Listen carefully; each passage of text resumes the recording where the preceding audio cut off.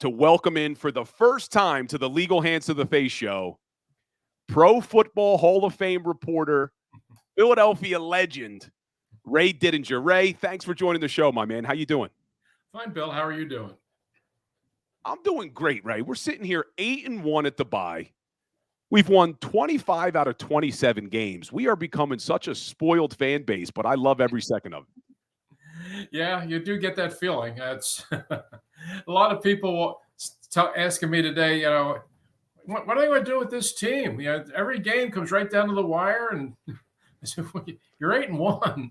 You're 8-1, and you're pretty much in control of the NFC. I think you're sitting in a pretty good spot right now, and their performance through half the season has been up and down. I think that's fair to say, but at the end of games, they've made the plays they've had to make to come away with the win. And that's in the NFL today, the way the league is set up now, there are no super teams. There are no perfect Dolphins. There's no steel curtain. There's none of the, the mighty Cowboy team, the doomsday defense Cowboys. I mean, there was a time when every so often, in the year, you would have a couple of teams that just were way, way above the pack. And if you weren't one of those teams, you were playing for third place. That's not the NFL today. That's the NFL as we know it. It's a very fluid situation. And even if you're the best team, you're not necessarily the best team by this much. And that's kind of where the Eagles are right now. I mean, they're 8-1, but every game, it seems like, comes right down to the wire. And yesterday was no exception. You're spot on. And you hear some of these stats, though. I said it before you came on, 25-2 in their last 27 games. I saw John McMullen here on the Jacob Sports Network give a stat that they've had the best record in the NFL for 27 straight weeks now, I think. But these are things you don't see anymore in the NFL. This is stuff you see at the college level. How impressed are you, though, what Jalen Hurts and Nick Sirianni have been able to do over the last 2.5 seasons now? Very impressed, because you've got two guys who it wasn't that long ago, everybody wondered if they were up to the task. Certainly the selection of Jalen Hurts when they took him in the draft was very much questioned. A lot of people, what in the world are you drafting a quarterback in the second round when you've already made the commitment you've made to Carson Wentz, and we're not even sure if Jalen Hurts is really going to be an NFL quarterback. We heard that a lot. And, Nick Sirianni was a guy that nobody knew who he was. And here you are now where you've got a coach and a quarterback who do nothing but win. It's pretty remarkable. But, I thought coming into this season, and when I was on Jacob before the season started, I was on with Derek and Rob Ellis. And I said at that time that I thought that this is the first time that I could ever remember, and I've been covering this team for more than 50 years. I started covering them in 1970. This was the first time going into a season where I honestly could say, I think the Eagles have the best roster in the NFL.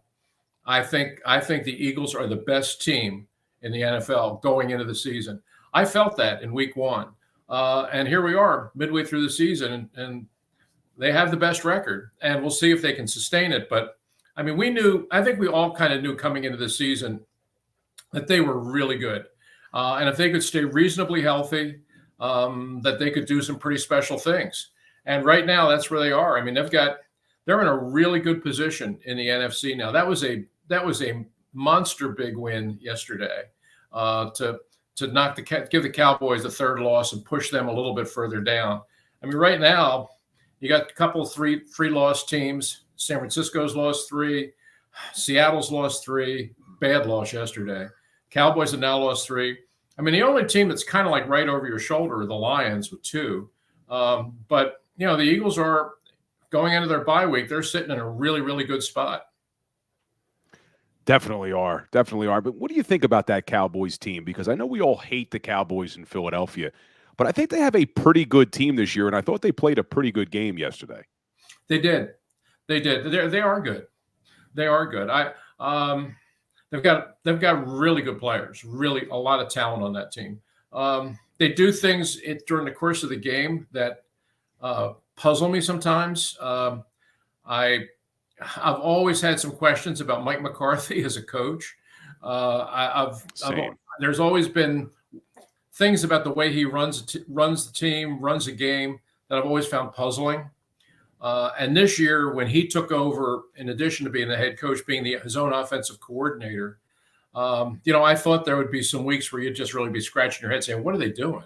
And yesterday was kind of like that too. I mean, they made a lot of big plays. They moved the ball. I mean, they had about 170 yards in offense just in the fourth quarter, but they kept coming close, but they couldn't get the ball in the end zone. And when they got it down at that last possession, they got it down to the 6-yard line. And next thing you know, they're back at the 30. A couple of bad sacks, a couple of bad calls. They look like a team that's got a lot of talent. They can put up a lot of numbers, but they're not real good at closing out games. If they get ahead early and they get a team on the run, they can bury them like they did with the Rams a week ago. I mean, that was 33-3 at halftime. If they get it rolling, they can embarrass you. They did it to the Giants in week 1. The Giants still haven't recovered. So they have that kind of ability. But if you can hang with them and get them into a close game into the fourth quarter, I always kind of think that the Cowboys, the Eagles are good at finding ways to win. And I think the Cowboys still look like a team that will find a way to lose. Yeah, it's almost like things snowball one way or the other for the Cowboys. Either they're going to completely dominate a team or things are going to just fall off the rails. But they did stick with it a little bit yesterday. I was surprised when they went down 28-17. I thought it was 100% over. But Cowboys did battle back, and the Eagles got a little bit lucky, especially I talked about it before you came on, that Eagles put the ball on the ground 3 times yesterday. Thankfully, they jumped on all 3. But that last one where Swift ran into A.J. Brown, that could have been a disaster, right?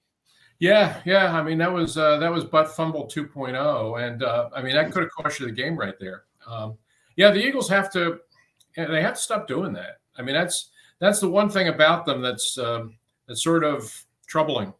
You keep thinking for a couple of weeks there, you kind of think, that's just okay. That was this week. They were sloppy this week, but here you are. I mean, you're 8-1, which is good, but you're also minus in giveaway takeaway. That's very unusual, and that kind of thing doesn't generally play well late in the season and in big games. You better not be losing giveaway takeaway late in the season, and especially in the postseason, because if you do, you're going home. So that's one of the things. And look, I know the coaches are talking about it. I know they're stressing it. I'm sure it's a point of emphasis every day, is take care of the football. And I'm sure they've talked about it, but again, yesterday, it didn't cost them the game, but it could have. I mean, it could have. I mean, the Swift fumble at the end that could have been a killer. It turned out not to be. I mean, the only game you lost, the game up at the Jets, which to me is still hard to fathom, but I mean, you lost that one by turning the ball over. The final interception that Hurst throws, it gets picked off and run back. That cost you the game there. That's just one game, and you've survived it to this point. But you make that kind of a mistake in the playoffs against a good team, that could send you home. Even with the other 3 turnovers in that Jets game, if they didn't throw that last interception, they probably win that football game, just punting it away. Oh, sure. But, and I want to preface this because sometimes people in the chat get upset that we're being too negative. I am enjoying the fact that they are 8-1. I think this is a very good football team, but there are areas that we need to talk about that they can improve. And one of them is turnovers. Another one is this passing defense. Last year, say what you will about Jonathan Gannon, and I had my problems with Jonathan Gannon, but they had the number 1 passing defense in the entire NFL when the dust settled after that regular season. They are near the bottom of the NFL in passing yards per game right now. What do you think's going on with that secondary? Changes, different personnel. I mean, pretty much week after week, due to injury or just change, they've been shuffling the deck.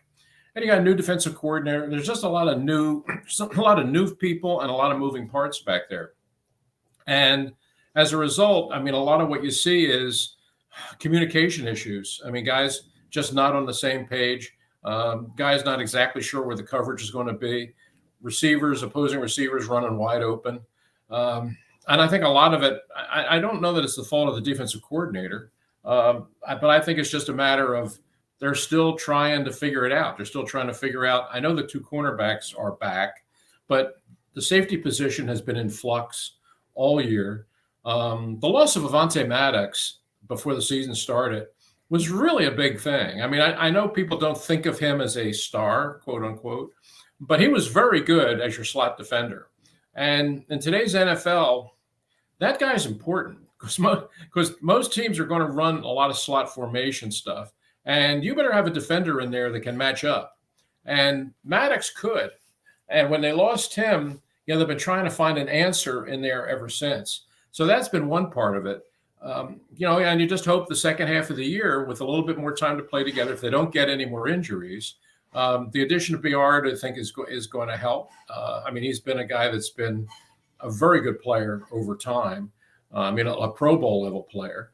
And I'm a real fan of Sidney Brown. I really am. I thought that I saw him play at Illinois. I thought he was a real good prospect. And when the Eagles got him in the third round, I thought it was a real good pick. And, I think he's going to be a really good player on this team. Now, he's still just trying to get his feet on the ground in the NFL, but he's gotten a lot of experience here the first half of the year, and I think he'll be better for it in the second. And I said when they drafted him that once he puts it all together on that field, I think he's going to be an immediate fan favorite in this town, the way he throws his body around. And we've already seen some evidence of that. He can hit, man. He's a very physical player and not the biggest guy, certainly. But fearless and smart, always around the ball. And I really liked him. At Illinois last year, they had a very good pass defense. They had a really good secondary. They had Witherspoon at one corner, who looks really good. Yeah, and his people are talking about him as maybe defensive rookie of the year along with Carter. He's playing that well, and I'm not surprised. He's very good. But when the coaches voted for Defensive Player of the Year in the Big Ten last year, they picked Sidney Brown. They didn't pick Witherspoon, even though Witherspoon got drafted in the first round and Brown in the third. In terms of game in, game out performance, they graded Brown higher, and so did I. So when the Eagles were able to get him in the third round, I thought that was a steal. And I think the more he plays and the more people get to see him play, the people are going to realize, boy, glad that he came to Philadelphia. But what do you think about with Sidney Brown? Because as of right now, out of necessity, they have him playing the slot position. Because you mentioned Avonte Maddox got hurt. Another guy who got hurt early, unfortunately, was Zach McPherson, who I thought could have stepped in when Maddox went down, but McPherson got hurt before Maddox even got hurt. Do you think Sidney Brown's playing out of position, or do you think he can handle being that slot player, or does he have to play safety?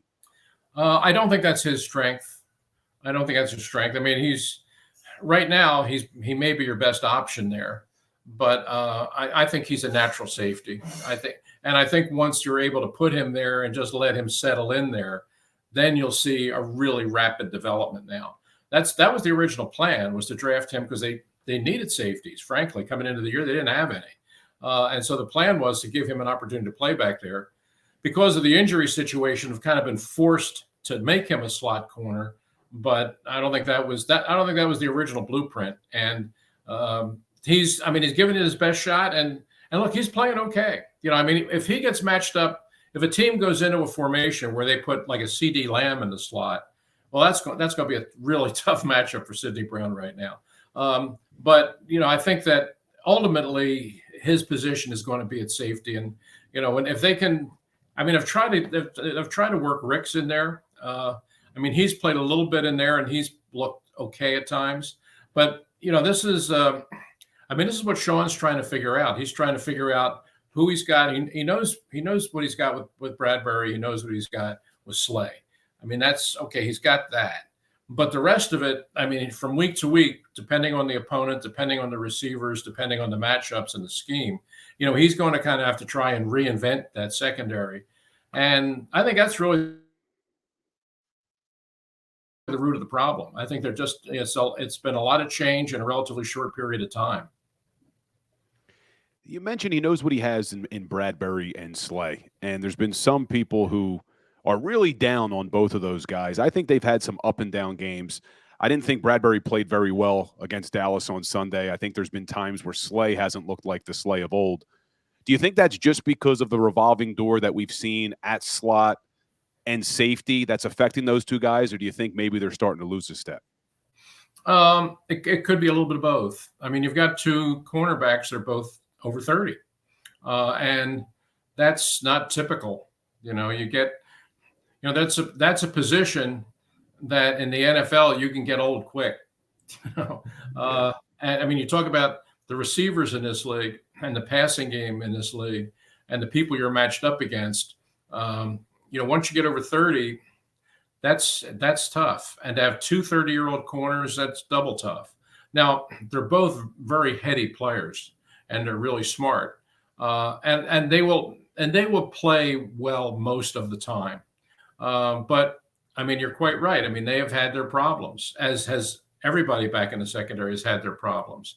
And I'm not saying I'm worried about them, because I think they're smart pros, and from week to week they'll do what they need to do to get ready to play. But when you come out of this bye, you look at that stretch of games that you got coming up and the teams you're going to have to play against, and if the Eagles are going to keep winning, if they're going to keep this thing rolling, your secondary is going to have to play better, and that's going to start with the two corners, because they're your two veterans.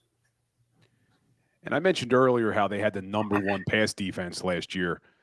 A lot of what helped them there was how good the defensive line was, setting a record for the most sacks in the regular season for the Philadelphia Eagles. What do you think about the D-line so far this season? They obviously lost Javon Hargrave. They replaced him with Baby Rhino, Jalen Carter. What do you think about the D-line this season? It's really good. It's very good. I mean, you see they've been very hard to run against, #1 run defense in the league.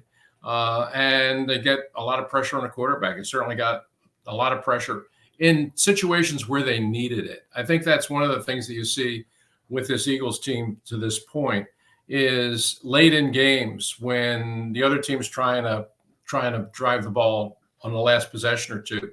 The pass rush really steps up and has shown an ability to close games out. We saw Reddick do it a couple of times, get late sacks to put games away. And yesterday, the sack by Josh Sweat was a huge sack. I mean, really, really put that Cowboy offense in reverse. And then Brandon Graham, the old pro, I mean, he's not getting a whole lot of snaps these days, but he's enough of a veteran that he understands in that situation what needs to be done.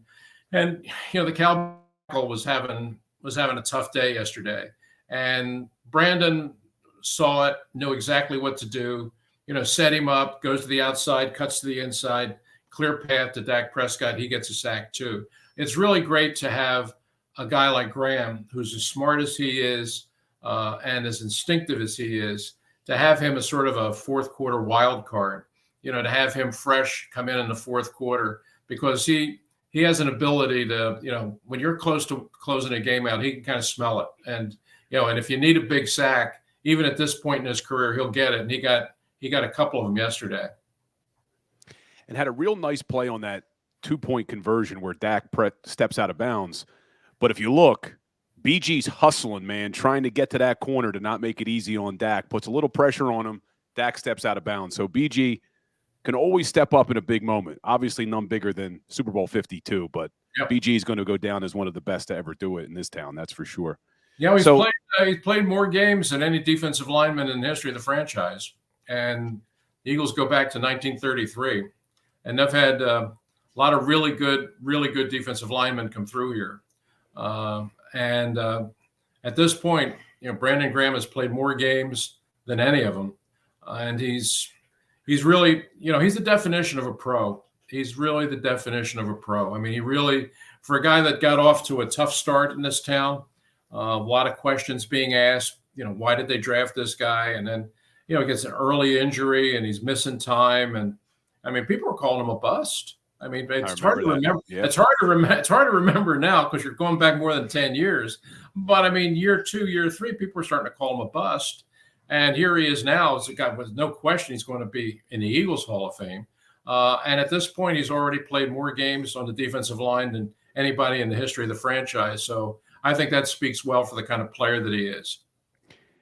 And if he gets 2 more games, BG stays healthy for 2 more games, he will have the most games played in franchise history of any player. Right now, he's 1 game behind David Akers. So he needs 1 more to tie Akers and then 2 more to have the most games played in franchise history. And it's crazy because you got right behind him, Kelsey is probably going to break the record this year too, as well as Fletcher Cox. All 3 of those guys will finish 1, 2, and 3 in franchise history for most games played after this season. Yeah, it is pretty amazing. And we were talking about, Fletcher and Brandon are both first-round picks. But Kelsey might even be more amazing than either of them because he came in as a 6th-round pick. He walked into training camp. Nobody knew who he was. Says, who's this guy? And he everybody knows him now, Ray. Everybody. He came in that first year and beat out a pretty good player in Jamal Jackson. Howard Mudd, the offensive line coach, liked Jason right away. I immediately saw that he was exactly what he wanted at the center position, and he stepped in and he's never left. And he's going to go down as one of the all-time, not just one of the all-time best players in the history of the franchise, but one of the all-time great personalities in the history of the franchise.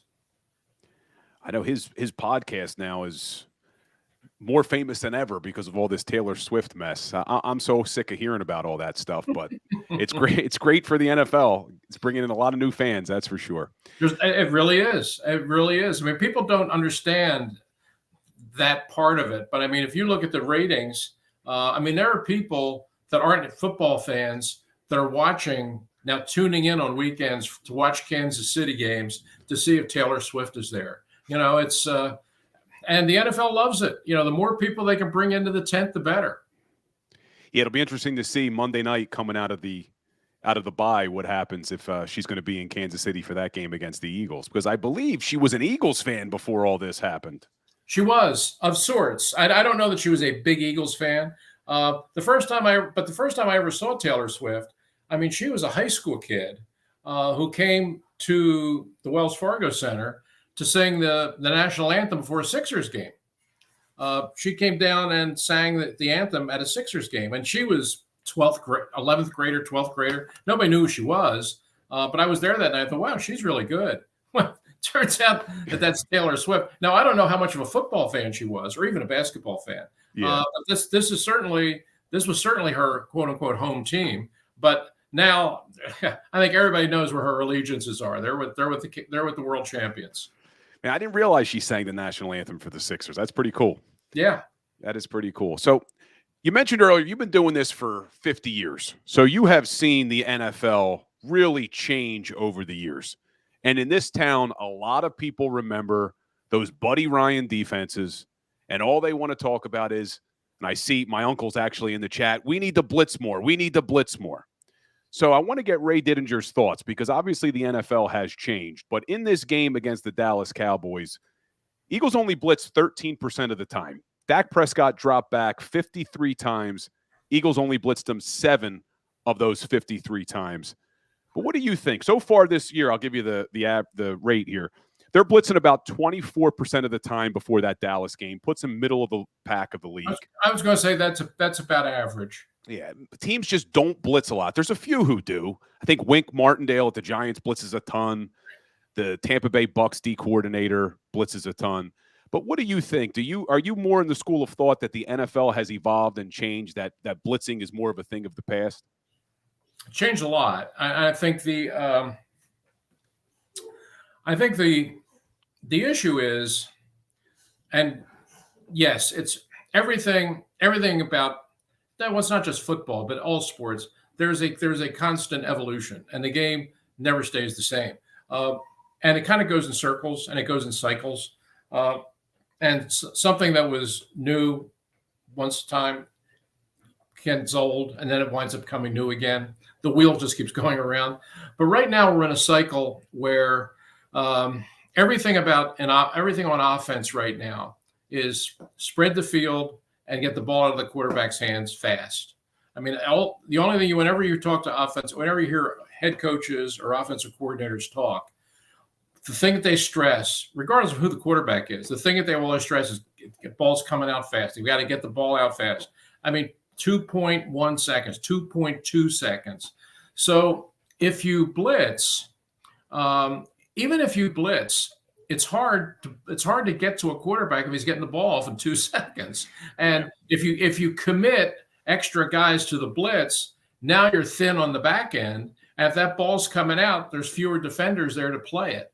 So I know there's in Philadelphia, especially, people just hold on to the memory of that Buddy Ryan defense and the 46 and, going after the quarterback on every play, which, hey, listen, that was fun. It was fun. It wasn't fun for the quarterbacks, but it was fun football to watch. But now, I mean, you can't do that. I mean, you couldn't.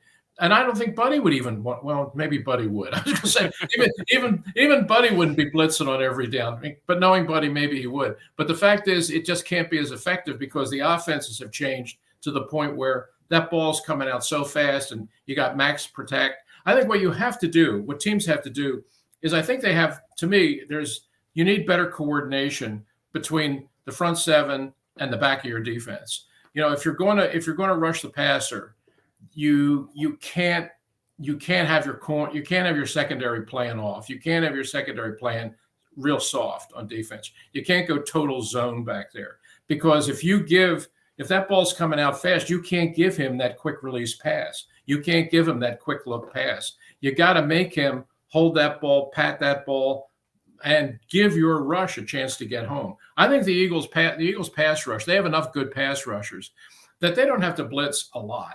I mean, their defensive line men are good enough that they can generate a pass rush. But I think sometimes you have to tighten up the coverage in the secondary to give that rush a chance to get home.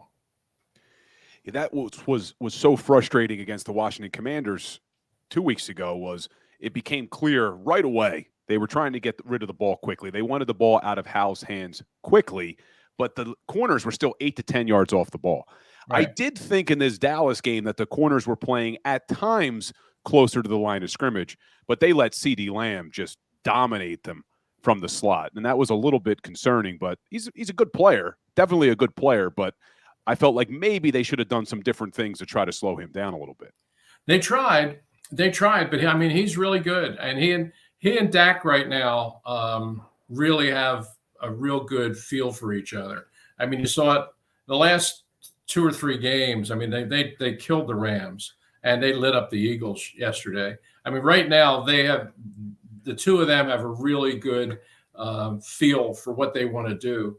And Lamb is he's just really good. I mean, he's very good at running routes. And even if you try to double him, even if you try to bracket him, he's really good at finding the holes in the secondary.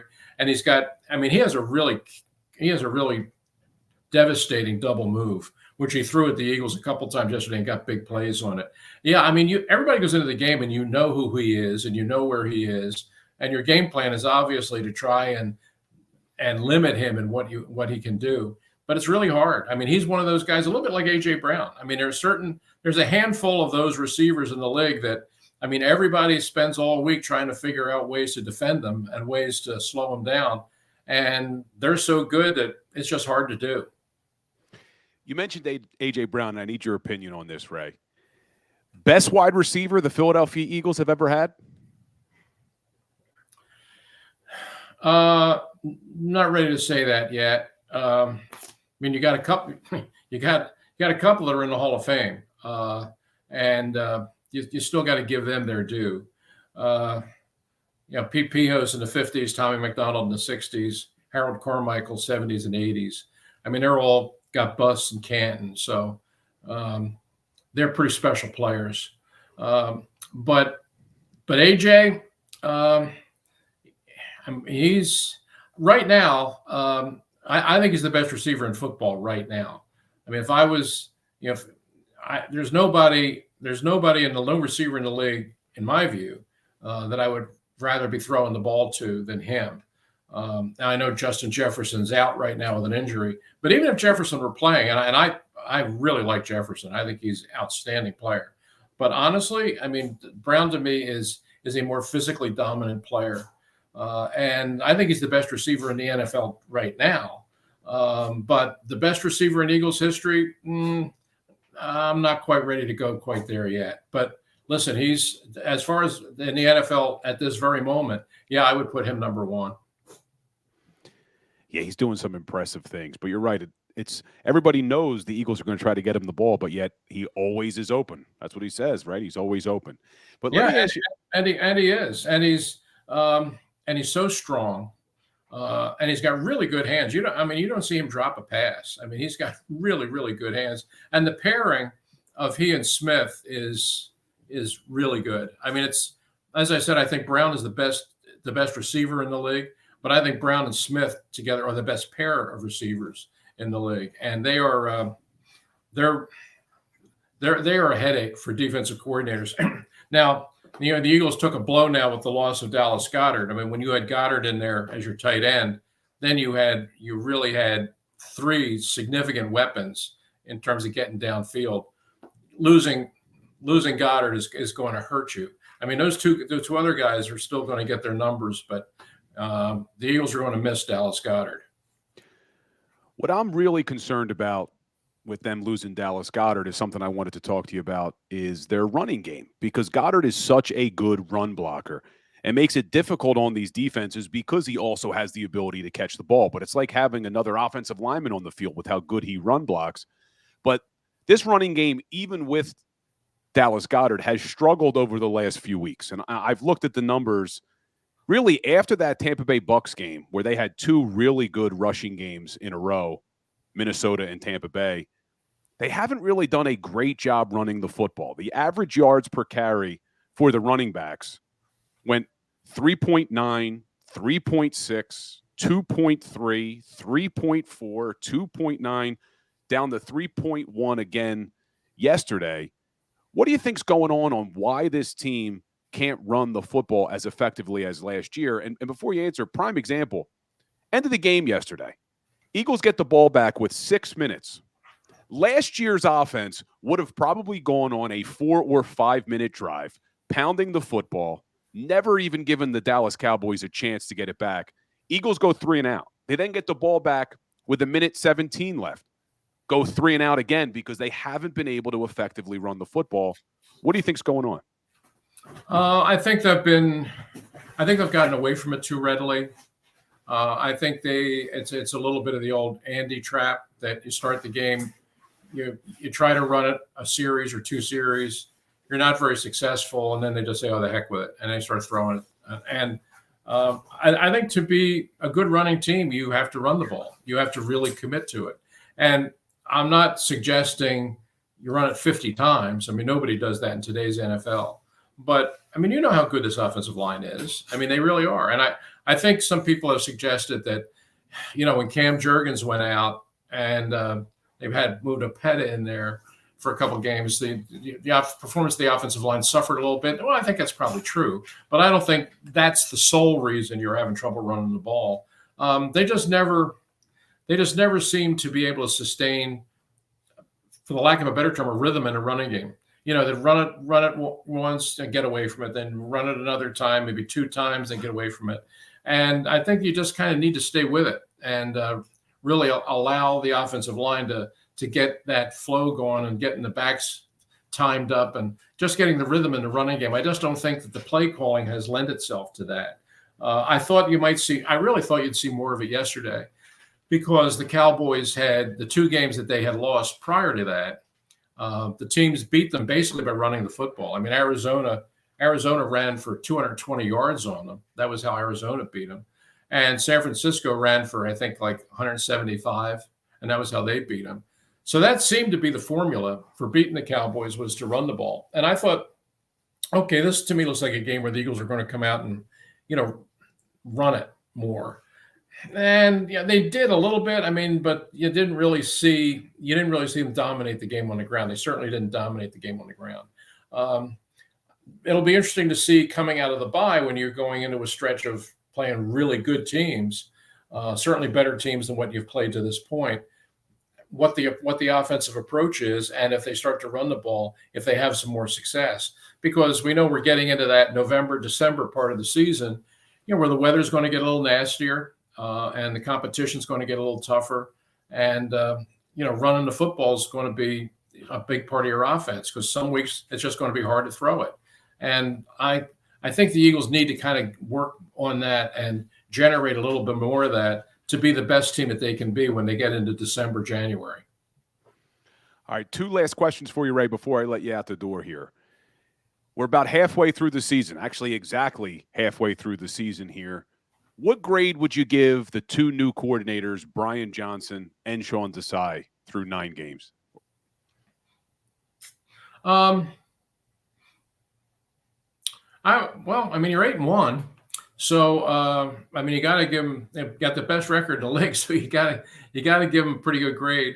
I would say B+ on both of them. I could probably tell you, I could probably point out this thing or that thing that I might have done differently. Questions I had, things that had me scratching my head, but they're, it's not that much. They've in big situations in games.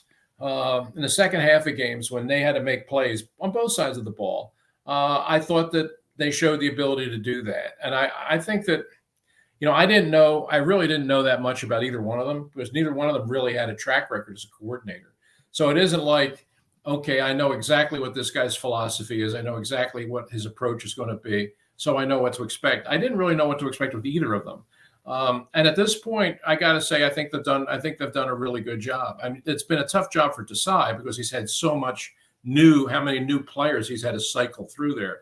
A little less so on the other side with Johnson.